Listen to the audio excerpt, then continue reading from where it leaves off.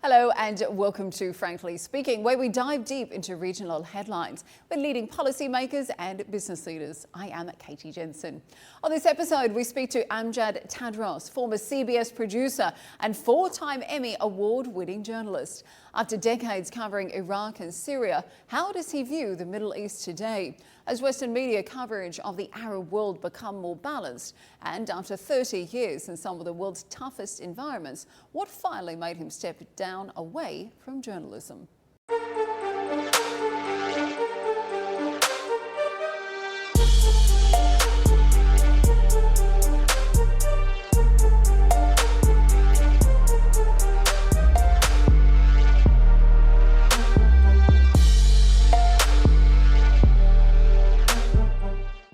Mr. Tadros, thank you so much for joining us on Frankly Speaking. What a pleasure to have you in the studio. Thank you very much. Now, of course, you have been covering this part of the world for many decades. You covered everything from the Gulf War to 9/11, the Arab Spring, even the coronavirus pandemic. And of course, you've won 4 Emmys for your work along the way. But I was fascinated to see in your memoirs, The Fixer, that actually you accidentally fell into journalism. So frankly speaking, talk me through how exactly that happened. Did you ever regret it? And what on earth would you have done if it hadn't have been journalism? Well, I mean, I studied engineering, actually. Yeah. I studied in the UK, and I came back to Jordan in August 1990 with a mechanical engineering degree. But at that time, Jordan had a financial crisis. So I finished my studies and I did not actually graduate because Imperial College would not give me my certificate before I paid the fees. So what I did at that time, I went and I attended the graduation of a friend of mine, and I borrowed his graduation gown and I took a picture. So I came back to Jordan with a picture of me holding a certificate that was actually fake. And the reason I did that, because I knew when I get back to Jordan, all the neighbors and the relatives would come to my mother and was like, did your son graduate and so on. So I came back with this picture. Okay. And with no certificate. And I was supposed to go and work in Saudi Arabia to be a product manager for Kameh soup. That was my plan. Wow. And suddenly, on August 2nd, 1990, some people might remember, Saddam Hussein invades Kuwait. And Saudi Arabia stopped giving visas to Jordanians. So I got stuck in Amman with no certificate and no money and nothing to do. And suddenly a friend of mine, by total mistake, told me about this news organization that was in Amman, and they're actually paying, well. So I just went there, to try to get a job for a couple of days so I can get some money to buy a plane ticket and go back to the UK and find a job. So I showed up and they looked at me, and I was much younger, obviously, and I was much thinner. I could run faster. And they looked at me and said, do you speak English? I said, ma'am, I'm a British graduate from one of the top universities. I said, okay, now just go out and we'll talk later. So they hired me and for a couple of days. Wow. And that was 33 years ago. Wow. So I kept coming back every day ever since. And then, of course, you move very much from more of behind the scenes, the fixer, organising interviews, booking crews, etc., to really a lot more front and centre. And in fact, in your book, The Fixer, you talk about some extraordinary stories about meeting different leaders. The one that really stuck out to me was when, of course, you met Saddam Hussein for the first time ever. And if you don't mind me sharing with the audience, you weren't wearing a lot of clothes at the time. Talk to me through that, and what was he like to meet face to face? I covered Iraq from 1991 onwards, and part of my job was actually watching Iraqi television and trying to make sense of what's on television. And of course, Iraqi television was full of Saddam videos, but everything was coming through the state media and so on. So in January 93, we were in Iraq, and Saddam at that point, they were celebrating the 2nd anniversary of the first Iraq War. And Saddam gave a speech, and I was watching the speech, and suddenly I fell asleep. To wake up with a cruise missile hitting the hotel. And I was so lucky that actually I was sleeping under the window, so the window flew over me instead of, So, to cut a long story short, I ended up in the hospital. alone on my own. And at that time, because I was injured in my leg, I took my pants off at the hotel. So basically, they put me in an ambulance. I was wrapped up in the hotel towel. I had a T-shirt, my underwear, and one sock. And they took me to the hospital, and then I realized it was okay. It was just a wound in my leg, but no, it wasn't that serious. And then I was screaming and telling them, I want to go home, because nobody knew where I was, because my team were not at the hotel when it was bombed, they were somewhere else. And, the office was full of my blood on the floor. And I thought, like, if I don't go back to the hotel, or at least they don't know where I am, they think I was dead. So I kept, saying, I have to go home, and said, okay. Anyway, and then they put me up in a wheelchair and they pushed me inside the hospital. And they put me in a ward and they locked the doors. And I was screaming, like, I want to go home, take me home, just make a phone call. Of course, there were no phones. There were no telephones in Iraq at that time. There were no mobile phones. It's a different world. And suddenly, some doctors come in, and they literally threw us off the beds. They put new bed sheets, and somebody came in, and they had all these charts on top of us, and they put new wrappings on my leg. And suddenly the door opens, and you see like all these cameras and lights and guards, and Saddam walks in. And I was already shocked being hit by a cruise missile, to see Saddam in front of you. And I was like, I had like a few seconds to figure out what to tell him. And of course, you would expect in Iraq to praise the leader and so on. And, and I basically decided at that point, to use the humanitarian side, to thank him for, visiting me in hospital, which is the right thing to do. And he went first to first bed. There was another, I think, German guy, and then it was me second. And when he came, I basically, pulled myself up, and I leaned to kiss him. So I had a kiss with Saddam, and which was, it was a defining moment in my career. Why? Because Iraqi television took a picture of me and Saddam. Wow. And after that, every year I used to get a gift from Saddam. Wow. Every January 17th, I would receive a gift from Saddam Hussein. And in Iraq, Iraq was a police state. I mean, typical police state, And so people who worked with me, at the Ministry of Information and all our, guards and minders and whatever, everybody thought that this guy is important because he knows Saddam. And actually, I met Saddam for like 2 minutes. But I had the picture. What he said to you? What he said. Do you remember what he said to you when you met him? Well, what he said to me was, they told him that this guy is Jordanian. And one of the doctors said that he's been giving us trouble. He wants to go home. And Saddam goes like, you have to listen to the doctors. And I was like, okay, I will do. But, what came up from that, meeting was a picture of me and Saddam, which I used to save on. At that time, we used to have something called Pan Pilots. I don't know if you remember them. Yeah. And that picture with Saddam allowed me to work in Iraq uninterrupted for years, because people always thought that this guy, he knows somebody, he knows the president, so leave him alone. So that allowed me over the next 10 years, at least, to do, all the best stories in Iraq, because everybody in Iraq didn't want to deal with me. Absolutely. I imagine that photograph opened a lot of doors for you, and you ended up covering Iraq for years for CBS. Yes. And something that I think is really interesting that you picked up on that I think a lot of people mainly haven't covered is that at the time, originally, when you were reporting there, Iraq was quite a secular Ba'athist state, and it was really Saddam who really saw it evolve into much more of that more deeply religious state. Talk me through how you saw that transition happen, and do you think he realized what he was unleashing at the time?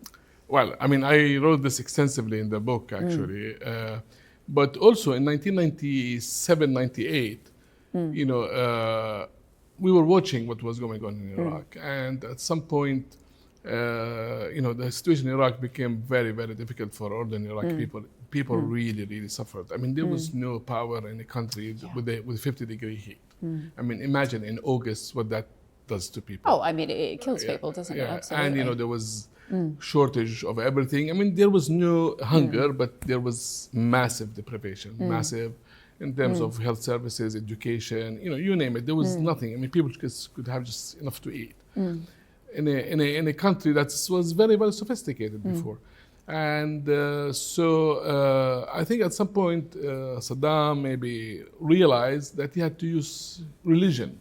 In a country that was very, very secular before. Women were not veiled. People were not. If you go to the mosque twice, twice in a month, they will be reported, and so on. So Saddam Hussein at some point realized that religion could be a good solution. And you say it really ended up planting the early seeds of Daesh. Absolutely. And so at that time, I thought of writing an article. So actually, I wrote an article for The Economist. And the good thing about The Economist, they don't put your name on it. Okay. So it was, I think, published in 1998. And at that time, Saddam decided to put the word Allahu Akbar on the Iraqi flag with his handwriting. And they started building mosques, and they started, doing, more religious teachings on television and so on. And you could see, and also the whole thing, people picked up on it. In one way or another, because religion was a very good way to keep the people, in check, but also the more interesting part, and might get in trouble for saying that, is that in the Western Iraq, in the so-called Sunni Triangle, there was, the government could see that picking up. But at the same time, that was the bedrock of the regime. So they did not fight it aggressively. So they let it fester. And that is, I believe, was I don't think they planned Daesh from there. Yeah. But that was one of the major, really in the long term, that affected the foundation of Al-Qaeda and later Daesh. Yeah. And it's been interesting because, of course, you really covered Iraq for a long time through dictatorship, invasion, recovery as well. As we sit here today, roughly 2 decades on, do you think we're going to see Iran loosen their grip on what's happening in Baghdad at the moment? Or do you see Tehran really only doubling down given the regional tensions with Israel? It's, that's another interesting question. I wrote 2 chapters. One was called the Sunni Day in Iraq, about how the Sunnis covered Iraq, and then the Shiite Day. I'm trying not to be, stay away from sectarianism, so to speak, but you can't avoid it in Iraq. It was there, okay? And the Shiites of Iraq for decades felt that they were the underdogs, from the times of, from the 60s. And you cannot do that to any population. If you don't people treat what's them happened fairly, in Germany and other countries too. And people would, there'll be a backlash. And there was a backlash in Iraq. Definitely, the Americans made every single possible mistake they could have done in Iraq. They did not realize the effect that would have happened. And the Iranians, are very pragmatist and, somehow so clever. They could see the void that the American created. And they came in, and I could see them from day one after the American invasion. The Iranians moved into Baghdad and many other places, and they were actually giving money away and organizing things. And basically, inadvertently probably, the Americans handed over Iraq to the Iranians, and which was sad, and of course, then they created their own power bases and militias and what have you. And here we have it now. And what's your forecast given what's happening? Obviously, we're seeing the ceasefire hold in Gaza at the moment, but of course, we're seeing still concerns, in terms of Israel, Iraq, Iran at the moment. How do you see that playing out? Well, after all what happened, which is really sad, and of the devastation and, the mass killing of, tens of thousands of Palestinians and, Israelis on the other side, I don't see a quick solution or a solution that can be imposed from outside. But what I can see, hopefully, that at some point, some wise men will come to a realization that, the only solution to what I called in the book the elephant in the room, which is the Palestinian, problem, is something that the late King Hussein used to call it a lasting peace that the future generation would accept. But what about specifically, talking about Iran's role within Baghdad today? I think it is diminishing, and the reason it is diminishing. Rumblings? I could see that is diminishing. Why? Because the Iraqi people, at the end of the day, it's their country. The Iraqi people, at some point, they want for their children the same thing as everybody else. They want good education, health, the traffic that works. They want future. They want, and they get fed up at some point from the politics of sectarianism and violence and so on. And you could see that. Now Iraq, 20 years after the occupation, is actually they came to realize that we are all Iraqis. We have to live with each other. Enough. Of this stupidity. Okay, well, let me get your thoughts a little bit more widely across the region, because in your book, you talked about some of your work post 9/11. I know you also focused on the Hamburg cell, which actually planned the attack as well. And, I have to say, a couple of decades on, it seems quite striking to me that radicalism in places like Saudi Arabia, Qatar, the UAE, that's widely being completely wiped out.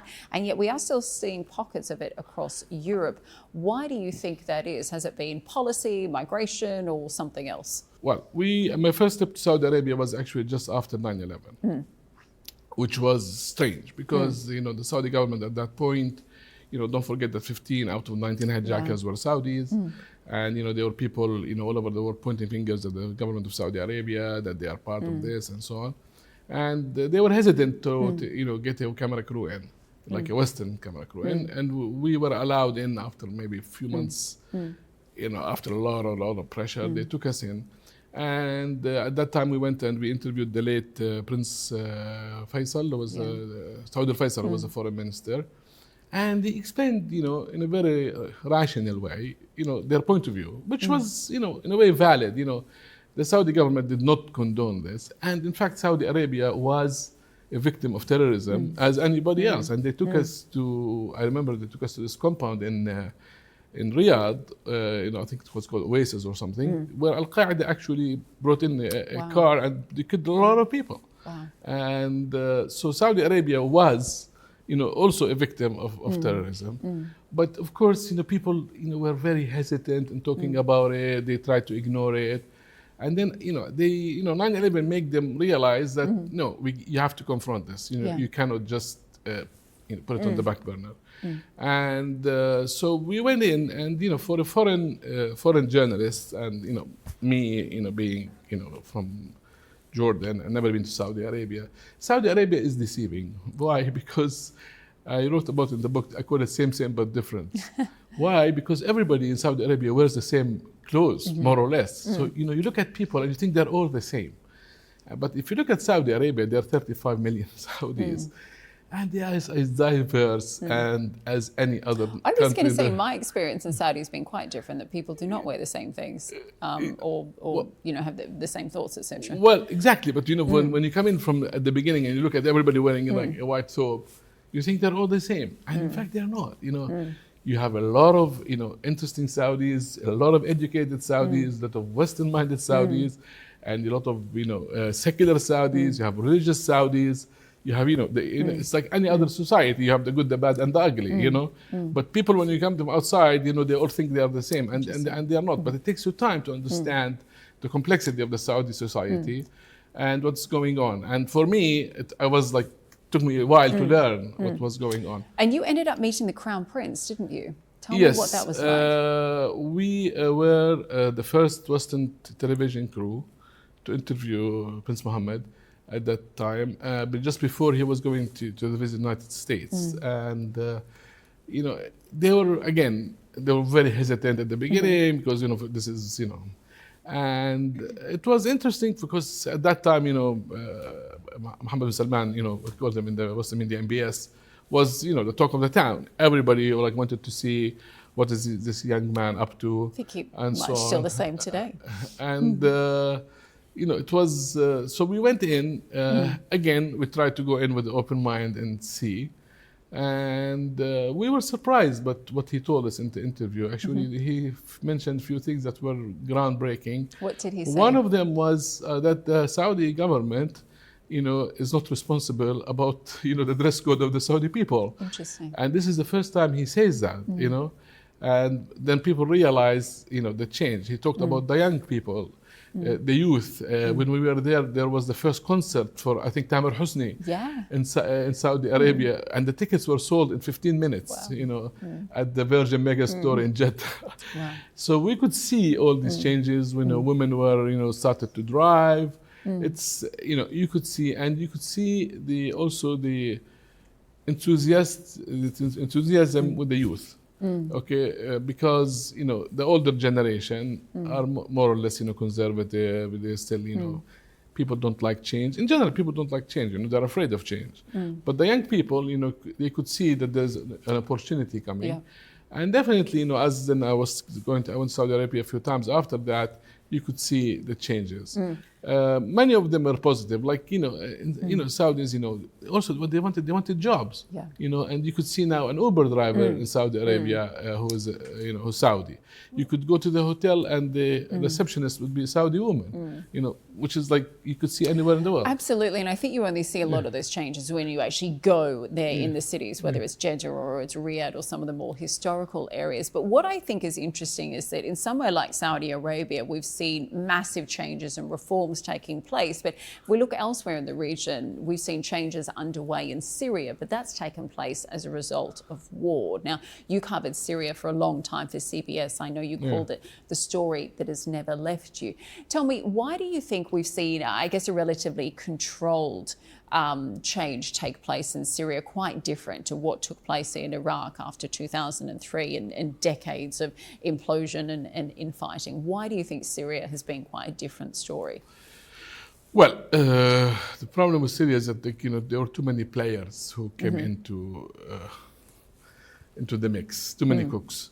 You have to see one thing in the Arab world is that most of the Arab countries are basically countries of youth, of young people. Yeah. Like in Jordan, 60% of Jordanians are under the age of 15. Yeah, they're kids. The whole country, and those people, they think differently. They all have mobile phones. They can see, they can compare their lives to the lives of others, and sometimes it's deceiving, but at least they have an opportunity to see, and they want change, and change will come. Either it comes, from top-down leadership, getting things changing, or at some point people will explode. In Syria, what happened was when President Bashar came to power, he promised a lot of change. People were waiting and waiting and waiting. And one of the things they did, they introduced cell phones. Yes. Okay, and when they introduce cell phones, people start to communicate. And that is, it's a two-way street. It could be beneficial and it could be harmful. And turns out that it was harmful to the regime, at least, because people could compare their lives with the others and so on, and start communicating and organizing. And at some point, I think they could not read, what was the writing on the wall. And if they had made few changes, at the beginning, they could have averted this thing, not for themselves, for this. I mean, you have to see. More than 10 million people in Syria were displaced from their homes. I mean, can you imagine somebody coming and take your stuff and throwing it on the street and you have no place to live? I mean, 10 million people. And that's the thing, it's extreme poverty. It's also no jobs as well as the actual physical destruction of homes and security and then the killing and the counter killing and and then the Captagon problem and then everybody use Syria as battleground for their own agendas. You have the Iranians on one side, the Syrians on the other side, the Gulf states on the other side. Everybody got involved in the Syrian conflict, which was sad at the end of the day for the Syrian people. But we're now seeing a calmer transition with the new government as well, whereas we can still see decades of problems in somewhere like Iraq. Well, I think the jury is still out on the new Syrian government. So far, President Shara has been saying all the right things, and he's been addressing. He's dressed up nicely. But you're skeptical. I'm skeptical because there are serious issues that have to be dealt with. What he's doing now. Again, I'm not the biggest expert, but what I can see now, he's talking nicely to the people, to the international audience, to the Americans, to the Russians, to the Gulf states. At the end of the day, if he doesn't deliver jobs, food on the table, stability, security, it will be a mess. And that's what matters most to people on the ground. I know some of your work with the Syrian journalists was incredibly powerful. You founded Syria Direct at the height of the war to try and train local journalists to be able to tell their story. Tell me how that evolved and what's become of the platform to date. Well, the thing that happened with the Syrian conflict at the beginning, foreign journalists did not go into Syria for a lot of reasons. The regime was, very picky on who was allowed to in and out, and coming in through the opposition side was also very dangerous. And people were, many journalists were kidnapped and killed. And so, and at that time, cell phones were coming up, also with cameras. So that created, what was described as citizen journalists. And so people started, report a story on their own. But I always describe the citizen journalists, and with all due respect to them all, because many of them, sacrificed themselves, and many of them were killed.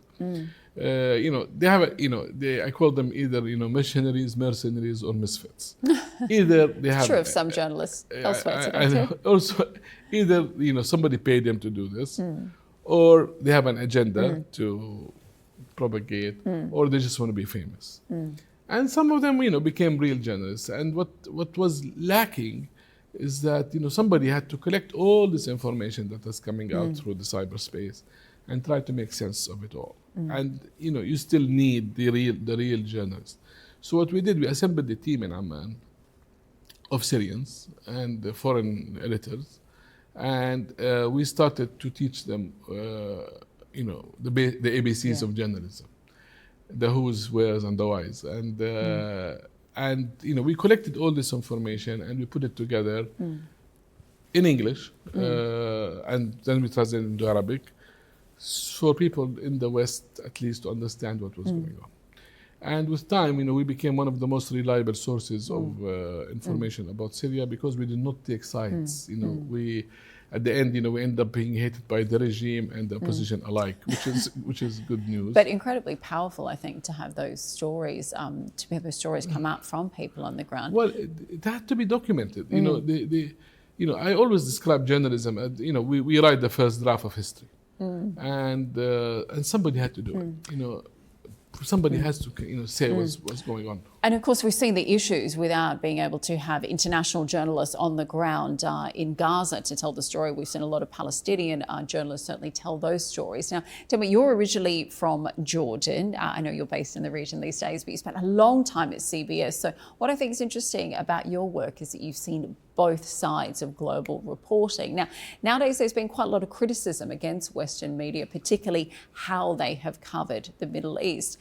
In your perspective, do you think that criticism has been fair? And if there was bias, do you think it was deliberate, or do you think it was not intentional? Well, some of it is intentional. I'm not a conspiracy theorist. I don't think there's a conspiracy. I think, but in the Western media, usually there is a narrative. And usually it's created by the big media organization like the New York Times, Washington Post, and that's the narrative. And it is accepted more or less by the mainstream media. So if you come and report a story that is within the narrative, you're not going to be challenged. Nobody's going to stop you from doing a story that is not out of the narrative, but then you have to expect a lot of, criticism, and people will come and ask you questions, and you have to, your story has to stand on its own.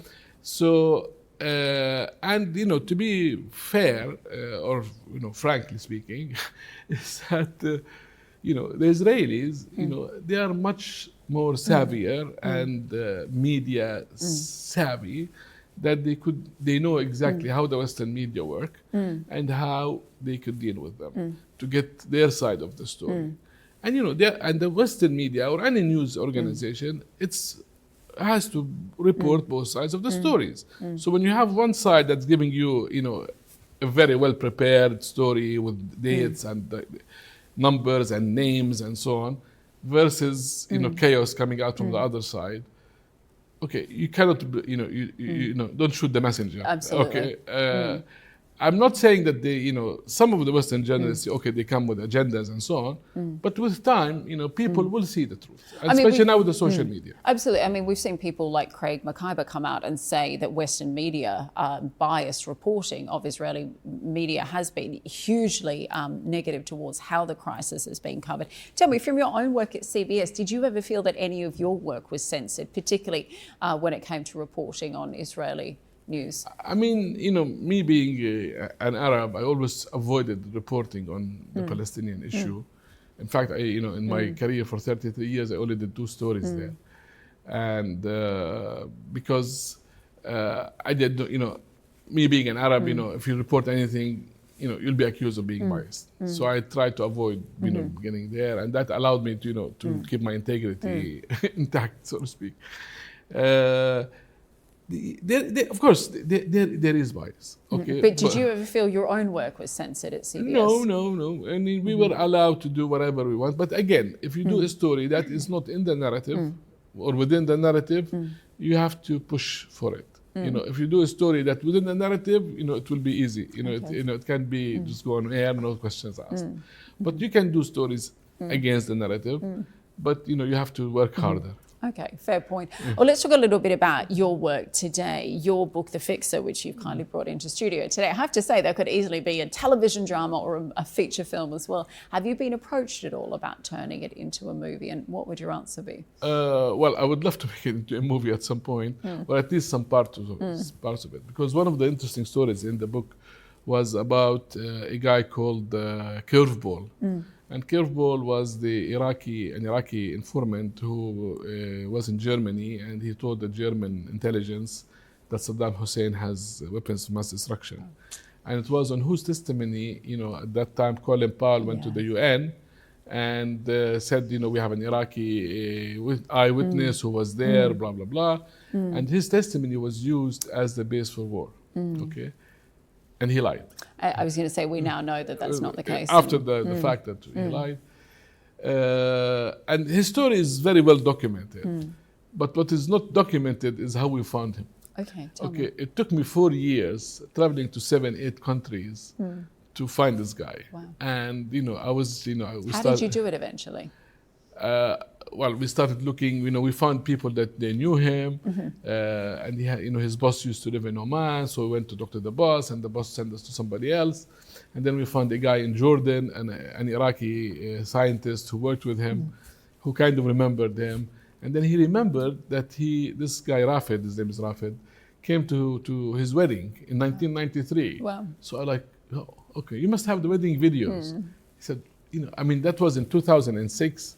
And he said, yeah, I mean, there is a video somewhere in Baghdad at my mother-in-law's house. So we had to send somebody to Iraq in the middle of the war to find a video cassette, you know, VHS video cassette. VHS, yes. With the wedding. And then we brought it to Amman. And, you know, here, this guy, this is the first time we see a picture of him dancing in a wedding. Wow. So we did a story about him. We went looking around. We went to Morocco. We went to Germany. We went all over looking for him, and nobody knows where this guy is. So we did a story about him without talking to him.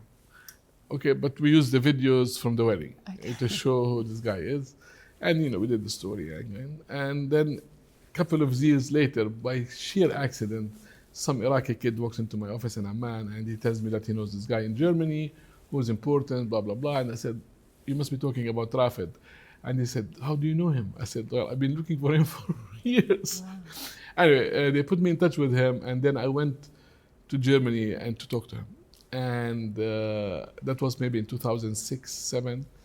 And the only picture I know of him was from 1993 at the wedding. And he came in, and, you know, he looks, you know, much older, much heavier, but, you know, the eyes don't change, you know, and he had these big giant eyes. And he looked at me and he said, I want to ask you a question. I said, I think I'm the journalist, I'm not asking the question. He said, no, I want to ask you a question. I said, okay, go ahead. And he looks at me and he said, do you think that I am important? I said, well, you kind of are, you caused the war. But I'll tell you one thing, my friends in Amman told me to spit in your face. And then he was very defensive. He said, no, I told the story because I'm a nationalist. You know, he gave me this bullshit story. And anyway, at the end, I convinced him, and I took him to London, and we put him in the chair there, and we interviewed him this time for real. And our correspondent Bob Simon confronted him, and he said that you're a liar, blah blah blah blah. And the guy was so upset, he just threw off the microphone and walked off the set. Wow. So that story, I called it a catching curveball. How we found him, I thought was a very interesting story. I actually tried to write it into a screenplay, but then people said that they wanted to be a miniseries. Yes, I would like to turn it into a miniseries at some point. Watch this space. Final question, because we're out of time. Tell me, you've given up journalism. These days you're an entrepreneur. You're selling dates in the region. How did that happen? Well, at some point, I retired after 33 years. Yeah. And that was like 2-3 years ago now. And, we had a date farm in the Jordan Valley. We produced medjool dates. It was planted by my late father. And I ended up, becoming a farmer, which is a much more interesting and more laid-back job, because farming is actually it's very fulfilling. And when you go and tell people now, and especially now with the journalists being accused of feeding fake news and so on, if you tell somebody like I'm a journalist or I'm a lawyer or I'm an accountant, they're always suspicious. If you tell them I'm a farmer, they actually respect you. So now I call myself a farmer, and farming, it takes time for the trees to grow. You don't have to go. There's nothing urgent. You don't have to keep your cell phone on at night. Fewer death threats as well, I imagine, after some of the controversial stories coming up. Do I get death threats? Oh, I said fewer probably in farming. Fewer in farming, yes, exactly. Of course. Farming is it's actually a very fulfilling thing to do at my age now. Fantastic. Well, look, thank you so much. I feel like there's a sequel to that book already coming out. Thank you so much for your time today. Really lovely to be able to chat. Thank you for joining us. All right. Thank you very much. Thank you for having me.